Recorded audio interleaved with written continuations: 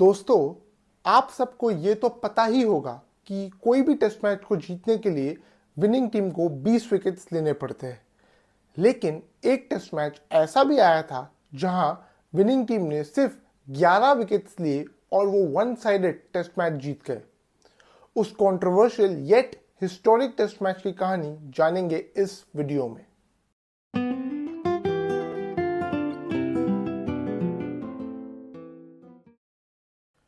Crustacean crease में आप सभी का स्वागत है दोस्तों। इस चैनल में हम डिस्कवर करेंगे क्रिकेट से जुड़ी कुछ फैसिनेटिंग स्टोरीज, इसलिए इस चैनल को सब्सक्राइब जरूर करें और इस वीडियो को भी लाइक करना ना भूलिए दोस्तों। तो बात है साल 1976 की, जब टीम इंडिया गई थी West Indies to play a 4 match test series. लेकिन इससे पहले कि मैं उस 1976 सीरीज की बात करूं, मैं आपको समय में थोड़ा सा पीछे लेके जाना चाहूंगा। दरअसल टीम इंडिया को उनका टेस्ट स्टेटस मिला in the year 1932 and since gaining test status till the end of the year 1970 India ने वेस्ट इंडीज को कोई टेस्ट सीरीज तो छोड़ो, एक टेस्ट मैच में भी नहीं हराया था। इस पूरे दरमियान खेले गए थे 23 test matches between India and West Indies, जिसमें से 11 मैच ड्रॉ हुए और 12 मैच हम हार गए। 5 सीरीज खेली गई, पांचों वेस्ट इंडीज के नाम रही, जिसमें एक क्लीन स्वीप था 5-0 इन द ईयर 1962। लेकिन फिर आता है साल 1971, वो ऐतिहासिक साल जिसने टीम इंडिया की ग्रोथ की फाउंडेशन रखी। इस साल हुआ था सर सुनील गावस्कर का डेब्यू, और इसी साल हमने वेस्ट इंडीज को ना सिर्फ टेस्ट मैच हराया बल्कि पूरी टेस्ट सीरीज भी जीती। और मजे की बात यह है कि हमने वेस्ट इंडीज को पहले वेस्ट इंडीज में हराया before beating them at home. इस सीरीज में सर सुनील गावस्कर के 750 से ज्यादा रन थे, जिसमें 3 सेंचुरी और एक डबल सेंचुरी थी, और उनका भरपूर साथ निभाया सर दिलीप सरदेसाई ने, जिनके ऑलमोस्ट 650 रन थे, जिसमें थी 2 सेंचुरीज और एक डबल सेंचुरी। तो टीम इंडिया ने साल 1971 में वेस्ट इंडीज से टेस्ट सीरीज जीती, and between the 71 series and the 76 series हमने वेस्ट इंडीज के अगेंस्ट 2 और टेस्ट मैचेस जीते एट होम, और इंग्लैंड को 2 टेस्ट सीरीज में हराया, बोथ होम एंड अवे। इसके लिए जब हमारी टीम 76 सीरीज के लिए अपनी फ्लाइट पकड़ रही थी for the West Indies, our boys were very confident of winning a second consecutive series in West Indies, और फैंस को भी काफी उम्मीदें थी कि हम इस बार भी अच्छा करेंगे और टेस्ट सीरीज जीत के आएंगे। On the other hand West Indies की टीम इस सीरीज के कुछ ही महीने पहले गई थी Australia to play a 6 match test series and lost 5-1। इस पूरी सीरीज में वेस्ट इंडीज के बैटर्स के पास ऑस्ट्रेलिया की पेस और बाउंस का कोई जवाब नहीं था, specially Jeff Thomson and Dennis Lillee, जिन्होंने पूरी सीरीज बड़ी इंटिमिडेटिंग बॉलिंग करी।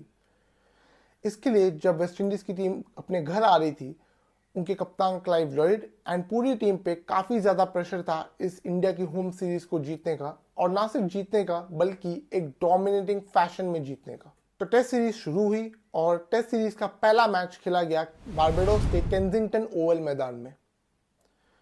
वेस्ट इंडीज को बिल्कुल वही शुरुआत मिली जो उन्हें चाहिए थी, और उन्होंने इंडिया को पहले टेस्ट में एक इनिंग्स और 97 रन से हराया।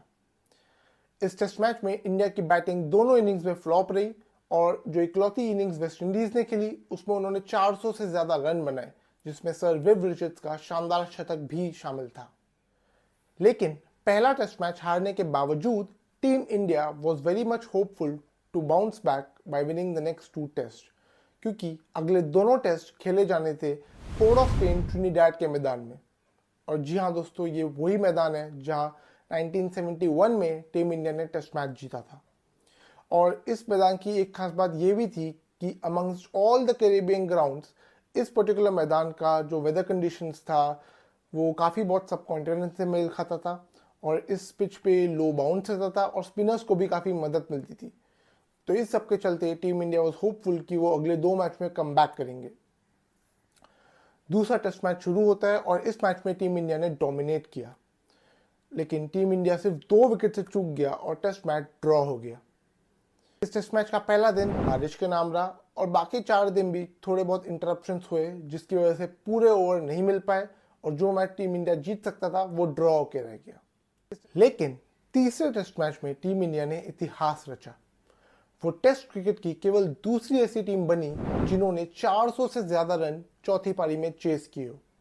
एंड माइंड यू, ये कोई टेंस या डिफिकल्ट चेज नहीं था, बल्कि एक बहुत ही सिंपल और इजी चेज हुआ, बिकॉज इस इनिंग्स में सर सुनील गावस्कर और सर गुंडप्पा विश्वनाथ दोनों ने सेंचुरीज मारी और 403 रन के इस लक्ष्य को टीम इंडिया ने 6 विकेट से जीता और सीरीज को 1-1 पे लाके खड़ा कर दिया।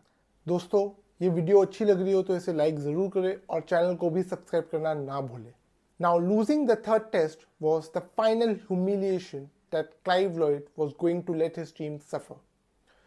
इस टेस्ट मैच के बाद उन्होंने अपनी टीम को स्पेसिफिकली देयर बॉलर्स को एड्रेस किया एंड कहा, and as I quote, "Gentlemen, I gave you 400 runs to bowl at, and yet you failed to bowl out the opposition.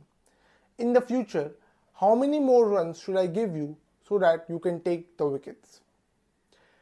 इस टेस्ट मैच के बाद उन्होंने ठान लिया था कि वो स्पिनर्स और ये मीडियम स्लो बॉलर्स का इस्तेमाल बंद कर देंगे और अपनी स्ट्रेंथ पे खेलेंगे, which was their young fast bowling.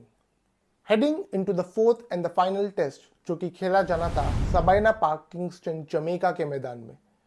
ये ग्राउंड ऑलरेडी मशहूर था फास्ट बॉलिंग के लिए और इस टेस्ट मैच में सर क्लाइव लॉयड ने 4 तेज गेंदबाज खिलाए, Vanburn Holder, Wayne Daniel, Michael Holding and Bernard Julien. जब टॉस में दोनों ही कप्तानों ने पिच को देखा तो उसमें घास था और बड़ा ही हार्ड विकेट था, which indicated that it is ideal for fast bowling. West Indies ने टॉस जीत के फील्डिंग का फैसला लिया, लेकिन एक लीथल पेस अटैक और टेस्टिंग कंडीशंस के बावजूद टीम इंडिया ने पहले दिन बड़ी जबरदस्त बैटिंग की और स्टंप्स तक स्कोर को ले गए at 178 for the loss of just 1 wicket. अब सीरीज का वो पॉइंट आ चुका था जहां वेस्ट इंडीज की टीम पूरी तरह से डेस्परेट हो चुकी थी। उनका सोचना था कि इस टेस्ट मैच में तो अब हमने 4 तेज गेंदबाज भी खिला लिए, हमने पिच भी फास्ट बॉलिंग के लायक बना दी एंड टॉस भी हमने जीत लिया, लेकिन उस सब के बावजूद टीम इंडिया पहले दिन इतनी अच्छी बैटिंग कर गई और वो जानते थे कि अब अगर दूसरे दिन भी टीम इंडिया ने अच्छी बैटिंग कर ली तो ये टेस्ट मैच भी हाथ से निकल जाएगा। इसलिए जब दूसरा दिन शुरू हुआ, दिन के कुछ ही ओवर बाद जब उन्होंने नया गेंद लिया, उनके बॉलर्स अराउंड द विकेट आने लग गए और बाउंसर्स और बीमर्स की बौछार लगाने शुरू कर दी। एंड माइंड यू, ये वो टाइम था जब कोई हेलमेट या प्रोटेक्टिव गियर्स नहीं हुआ करते थे एंड बाउंसर्स पे भी कोई रूल या लिमिट नहीं हुआ करती थी।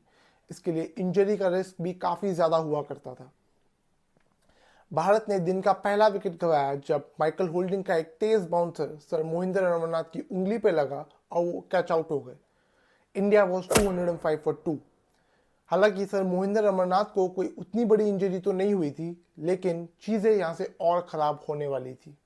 वेस्ट इंडीज के गेंदबाज इसी तरह की इंटिमिडेटिंग बॉलिंग कंटिन्यू रखते हैं और इंडिया के बल्लेबाज डिफेंड करते रहते हैं, टक करते रहते हैं, थोड़ी बहुत चोटें भी खाते हैं। लेकिन इस इनिंग्स में 3 मेजर इंजरीज हुई।